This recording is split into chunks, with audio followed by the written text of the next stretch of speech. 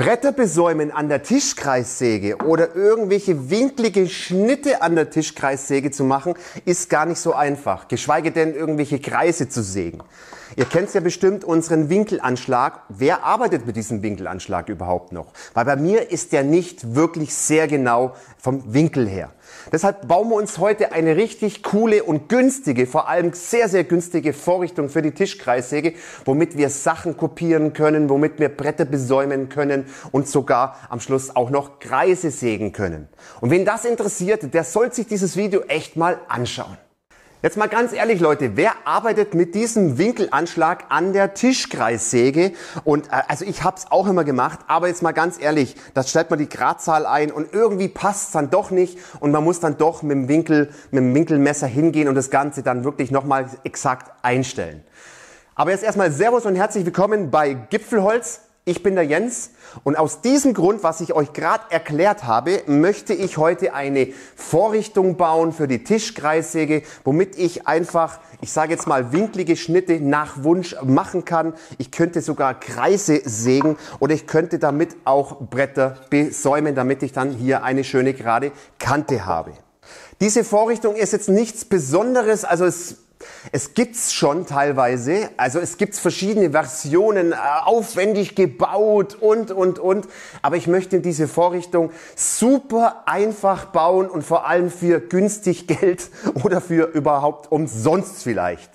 Da der Bau vielleicht gerade mal 10 Minuten, Viertelstunde dauert, würde ich jetzt sagen, wir reden nicht lange um einen heißen Brei rum und schießen gleich los in die Bauanleitung. Ich werde euch erstmal sagen, was ich für ein Material verwenden werde. Schauen wir uns das Material an, was ich verwenden werde. Das ist bei mir Multiplex, ganz ehrlich, das ist aus der Restekiste aus dem Baumarkt, das ist ein paar Euro, überhaupt nicht teuer. So, was werde ich verwenden? Ihr müsst natürlich schauen, wie groß euer Anschlag ist und wie lang und wie breit eure Tischkreissäge ist. In meinem Fall bei der Bosch ist es so, dass ich jetzt 2 Streifen rausschneiden werde aus dem Ganzen 540 lang. Also das heißt einmal 540 lang und Breite 70 mm und einmal einen Streifen mit 490 auf 140 mm.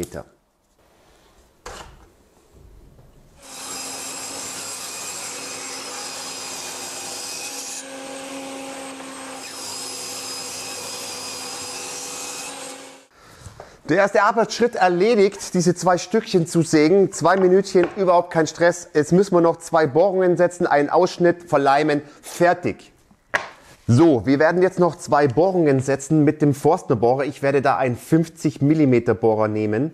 Da könnt ihr natürlich auch je nach euren Zwingen nehmen, was ihr wollt. Ich werde jetzt hier einfach anfangen, 25 mm reinzumessen und dort dann den 50er Bohrer, dann nochmal 2,15 bei 5. Also hier kommt die Bohrung hin bei 5. Machen wir da drüben auch nochmal bei 5. Da werden wir jetzt die Bohrung setzen.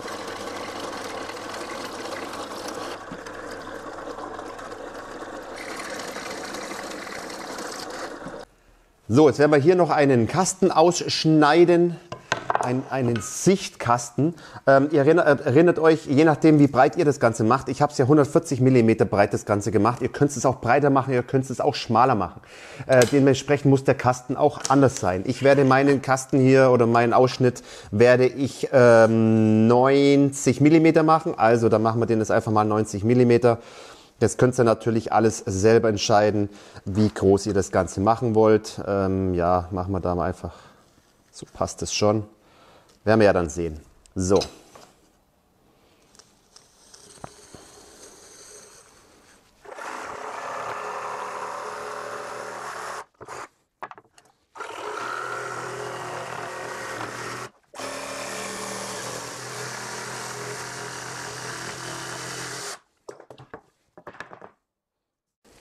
Wozu der Kasten oder dieses Sichtfenster ist, das werdet ihr nachher einfach sehen. Jetzt machen wir einfach noch mal ein paar Rundungen rein, die müsst ihr da gar nicht reinmachen. Aber wem es gefällt, der kann es einfach auch noch mal machen. Machen wir da ein paar Radien rein und gut ist, das schleifen wir einfach zu.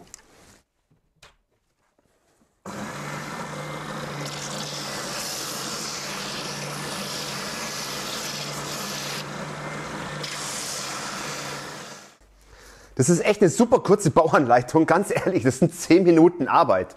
So, schaut unser Bauteil jetzt aus. Diesen Ausschnitt werde ich euch nachher erklären. Ihr müsst den Ausschnitt nicht machen, aber es vielleicht doch sinnvoll nachher. Aber ihr seht es einfach nachher.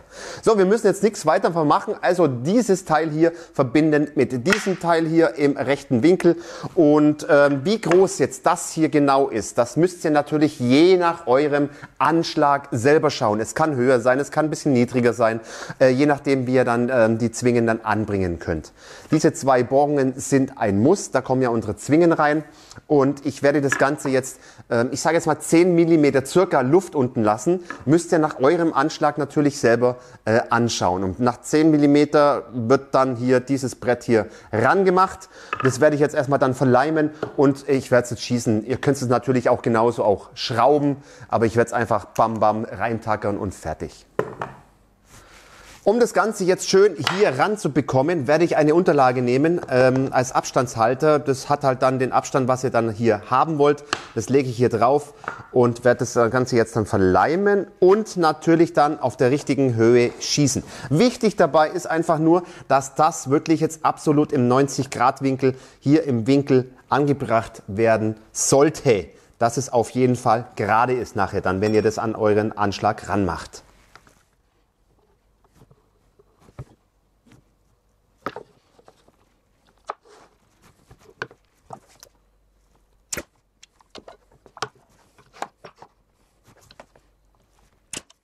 Fertig sind wir mit unserer Vorrichtung. So schaut sie fertig aus. Innerhalb von 10 Minuten, Viertelstunde haben wir das Ganze gebaut. Das kostet auch wirklich so gut wie kein Geld. Restmaterial überhaupt nichts mehr. Und wenn man es jetzt im Baumarkt so Resteplatten kauft, ungefähr 4, 5 Euro. Und schon haben wir unsere Vorrichtung. Ich zeige es euch jetzt, wie es angebracht wird. Denn ich möchte jetzt nämlich, ja, ich sage jetzt mal so ein Muster rausschneiden. Könnt ihr das erkennen, was ich da aufgezeichnet habe? Ja. Ich glaube, ihr könnt es erkennen. Und dieses Muster möchte ich jetzt hier einfach aussägen. Wie macht man das normalerweise? Ja, mit der Kapp- und Gärungssäge vielleicht, aber man hat da nicht wirklich eine Kante, wo man anlegen kann bei diesem Brett. Und das machen wir jetzt einfach mal und ich zeige jetzt euch mal, wie man diese Vorrichtung jetzt verwendet.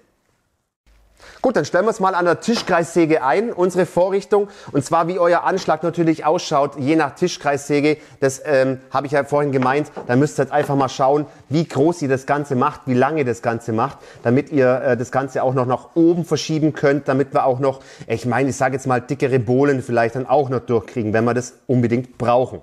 Also da müsst ihr selber natürlich von der Höhe ein bisschen schauen. Bei mir ist es ja so, ich habe den Anschlag, der schaut auch anders aus von der GTS ist es ja, da habe ich auch auf der Seite ja noch meinen Frästisch dran, also meinen Fräsanschlag. So, also, wir wollen ja dieses Stück hier, wollen wir jetzt praktisch so nach diesem Muster aussägen. Deshalb legen wir das erstmal hier drunter und jetzt kommt dann zwischendrin noch mal ein bisschen Platz und jetzt legt ihr das Ganze einfach mal da oben drauf. So, nochmal von der anderen Sicht her, muss ein bisschen Abstand haben.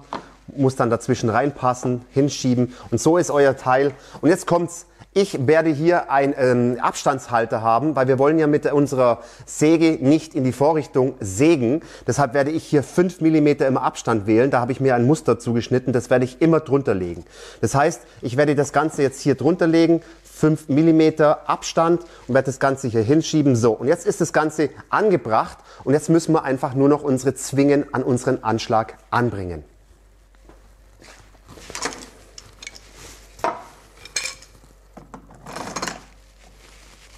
Einfach hier anbringen und gut festschrauben.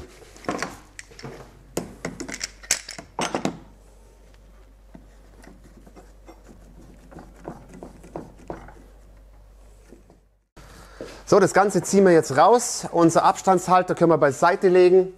Und jetzt müssen wir unser Sägeblatt einstellen. Also wir haben ja jetzt 5 mm zu dem Unterschied zu dem hier. Das heißt, wir können jetzt unser Sägeblatt einfach mal hochkurbeln. Und gehen jetzt einfach mal so, ja, wir haben ja ein bisschen Luft, von 5 mm gehen wir mal 2,5 mm nach oben, dann haben wir immer noch 2 mm Luft, dass das Sägeblatt einfach durchs Holz durchkommt. Gut, jetzt brauchen wir einen Winkel.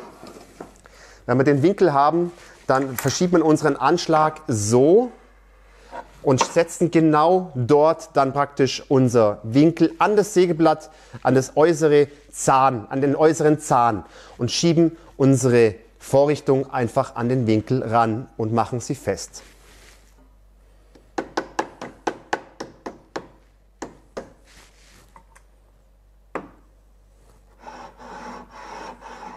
Jetzt seht ihr, sind wir absolut hier in einer Linie mit diesem Sägeblatt hier und schon können wir unsere Kopiervorrichtung oder unsere Sägevorrichtung einfach nutzen. Und zwar, jetzt könnt ihr das natürlich machen, wie ihr wollt. Das Wichtige ist, dass ihr irgendwie ein gerades Lineal habt, also ein gerades Holz habt, was absolut schön gerade ist. Und wie ihr das Ganze befestigt, ich mag es gern mit beidseitigem Klebeband. Ihr könnt es natürlich auch schrauben oder ihr könnt es nageln, wenn ihr da keine Probleme mit Löcher habt. Ist überhaupt kein Stress. Wie gesagt, ich werde ist ein bisschen aufwendiger, das Ganze mit dem Klebeband machen. Ich zeichne mir das Ganze an und lege das jetzt genau dahin, wo ich es jetzt gesägt haben will und presse es einfach fest. Und jetzt können wir unsere Vorrichtung einfach verwenden. Jetzt ist er fest, unser Anschlag. Und jetzt ist es einfach im Prinzip, wir haben hier noch ein bisschen Luft. Also da passiert überhaupt nichts. Und jetzt müssen wir bloß unser Brett hier drunter schieben. Und somit müssen wir dann einfach nur hier das Ganze vorschieben. Und wir haben ja praktisch dieses als Führung. Und damit fahren wir jetzt einfach dort im Sägeblatt entlang. Und das soll es genau exakt dieser Schnitt sein. Also das werden wir jetzt einfach mal machen.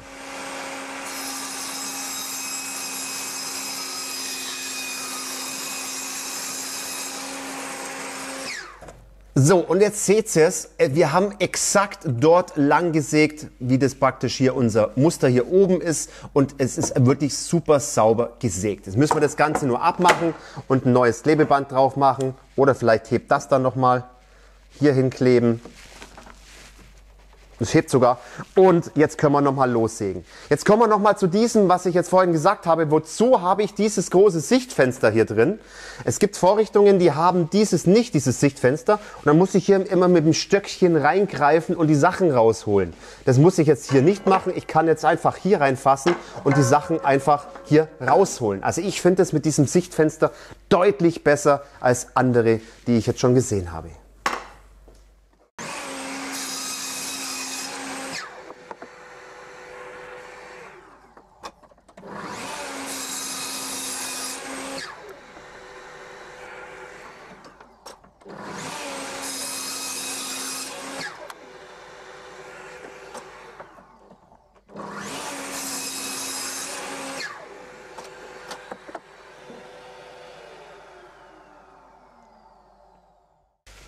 Das habt ihr auch gerade gesehen, dass dieses Klebeband sogar viel öfters gehalten hat. Überhaupt kein Stress, weil wir üben da auch ja nicht richtig Kraft damit auf. Wir lassen es einfach ganz nur schön durchgleiten. So, und jetzt ist das ganz Schöne daran. Jetzt haben wir einmal unser Muster erstellt. Punkt. So, unsere Muster. Jetzt können wir das Ganze natürlich auch übertragen. Wir legen das hier hin, machen wieder beidseitiges Klebeband drauf oder nageln es fest oder schrauben es fest, wie auch immer. Und nehmen jetzt unser anderes Stück, was wir hier besägen wollen oder kopieren wollen. Legen das Ganze so schön drauf, wie wir es brauchen. Okay, drücken das Ganze fest. Und jetzt machen wir eine Kopie von dem hier und das jetzt hier auch wieder mit unserer Tischkreissäge in gleicher Funktion.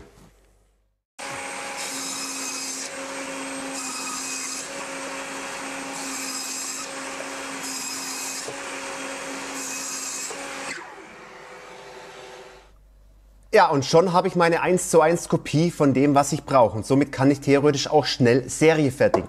Das wieder draufkleben auf ein anderes Stück und schon kann ich wieder loslegen. Also schneller geht's eigentlich gar nicht mehr. Also ist doch richtig cool, oder was meint ihr? Schreibt es mal unten in die Kommentare rein. Leute, man kann da aber noch viel mehr damit machen. Ihr wisst doch, Bretter besäumen. Wie kriege ich hier eine gerade Kante hin? Ich habe hier eine Naturkante. Ich will das gerade kriegen. Es gibt natürlich noch extra spezielle Vorrichtungen. Habe ich ja auch schon mal eine gebaut.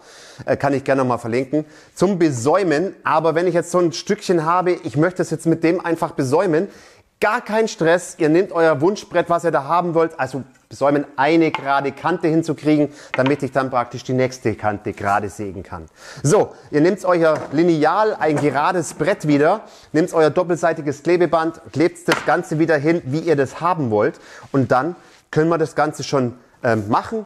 Vorher natürlich erstmal wieder einstellen. Das heißt, wir legen unser Wunschobjekt hier drunter, legen unseren Abstandshalter hin, schieben das Ganze hin und ziehen das Ganze wieder fest mit unseren Zwingen.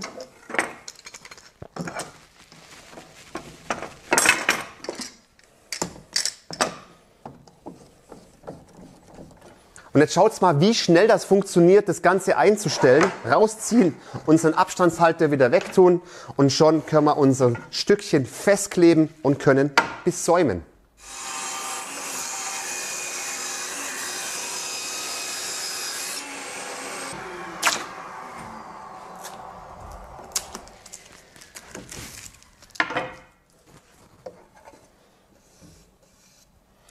Eine perfekte gerade Kante. Jetzt noch was richtig Cooles, und zwar, das ist absolut safe, diese Vorrichtung, muss ich sagen. Es ist am Anschlag bombenfest angeschraubt, hier wackelt gar nichts mehr. Super, deshalb habe ich auch Multiplex verwendet.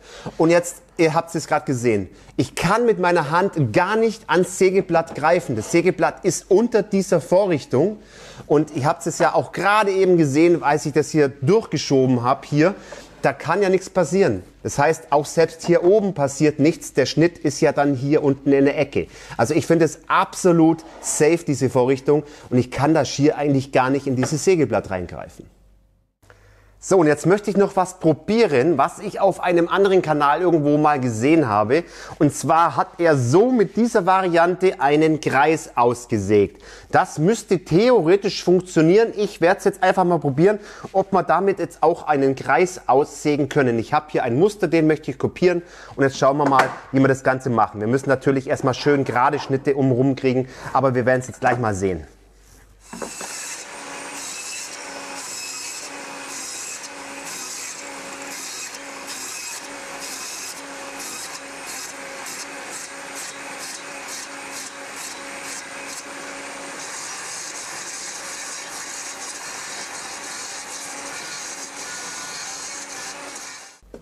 Schaut, und das meine ich mit dieser Öffnung. Perfekt, einfach rausschieben da und fertig. Also das ist dann gar kein Stress, da muss ich gar keinen langen Stab nehmen und das Ganze rausstochern. So, aber das Wichtige ist ja, was ist aus unserem Kreis geworden? Aus unserem Kreis. Also es funktioniert. Jetzt ist er scharf. Es funktioniert, man muss aber wissen wie. Es ist wirklich super sauber geworden. Aber man muss ein bisschen erstmal am Anfang vom Sägeblatt, dann in der Mitte vom Sägeblatt und dann so ein bisschen nach hinten.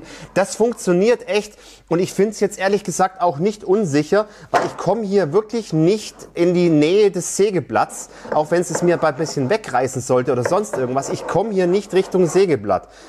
Jetzt noch ein paar Tipps für euch, damit eure Vorrichtung 100% genau funktioniert. Das allererste, was ihr beachten müsst, ist, dass euer Anschlag wirklich absolut parallel zu eurem Sägeblatt verläuft. Also wenn das nicht 100%ig stimmt, müsst ihr euren Anschlag einfach nochmal justieren. Ebenso ist es wichtig, dass wir bei unserer Vorrichtung wirklich 90 Grad hier haben. Das muss super genau sein, sonst ist es ja ein bisschen schräg über dem Sägeblatt und dann sägt sie auch nicht richtig. Also diese zwei Punkte, die müsst ihr wirklich beachten, damit sie richtig funktioniert. Jetzt nochmal zwei Tipps zur Größe der Vorrichtung. Und zwar, bei mir sind es ja hier, die Breite sind es ja 140 mm. Ihr könnt es natürlich auch noch ein bisschen breiter machen. Desto breiter, umso mehr passt natürlich hier durch. Das ist ganz klar. Und jetzt kommen wir mal zum Anschlag. Und zwar, das ist natürlich auch je nachdem, wie groß euer Anschlag ist. Also ich kann hier ziemlich weit runter gehen, ich kann hier sehr dünne Sachen machen. Ich kann aber auch für eine maximale Höhe von 50 mm kann ich hier machen, dass ich es festspannen kann. Aber ich habe es ja so gebaut, dass ich das Ganze noch umdrehen könnte und dann auch noch so festspannen könnte. Und dann komme ich auf eine maximale Höhe von 90 mm. Ich denke mal nicht, dass ich da irgendwie sowas in der Größe benötige, aber es wäre theoretisch machbar. Also die Größe könnt ihr ganz selber entscheiden von eurer Vorrichtung. So, meine Lieben, eure Meinung ist mir wichtig und deshalb schreibt alles mal unten in die Kommentare rein. Kanntet ihr schon so eine Vorrichtung? Benutzt ihr vielleicht schon diese Vorrichtungen oder wie findet ihr diese Vorrichtung? Ich finde sie richtig cool. Es ist ja nicht wirklich was Neues, was ich jetzt hier erfunden habe. Jetzt in dieser Art habe ich sie noch nicht gesehen mit dieser großen Öffnung. Ich habe sie nur relativ aufwendig gesehen mit Mechanismus, mit Langloch und. Aber das ist so einfach gebaut. Innerhalb von 10 Minuten, Viertelstunde habe ich meine Vorrichtung fertig. Ich finde sie perfekt, aber wie gesagt, schreibt es mal unten in die Kommentare rein. Was mir noch einfällt für die Formatkreissäge, für die ganz großen schönen, da gibt es auch schon solche fertigen Vorrichtungen schon zu kaufen. Ich habe es jetzt aber noch nicht gesehen für eine Tischkreissäge, also muss man sich das einfach selber bauen. Ich finde es richtig cool, damit wir jetzt dann Sachen kopieren können. Wir können Sachen besäumen hier, also wirklich eine gerade Kante hinkriegen. Wir können Formen auch kopieren. Wir können alles Mögliche damit machen. Wir können sogar auch Kreise damit machen. Also es hat sogar echt funktioniert. So Leute, wir sind am Ende des Videos. Ich hoffe, euch hat diese Vorrichtung wieder gefallen, obwohl sie jetzt nichts Neues war, aber das war einfach meine Art, wie ich diese bauen würde. Hat gut funktioniert. Leute, lasst dem Video einen Daumen da, wenn es euch gefallen hat. Abonniert den Kanal, wenn ihr das noch nicht gemacht habt und vergesst die kleine Glocke nicht, dann verpasst ihr nichts mehr von Gipfelholz. Ich würde sagen, schöne Sägegrüße aus dem Allgäu. Bis demnächst. Servus.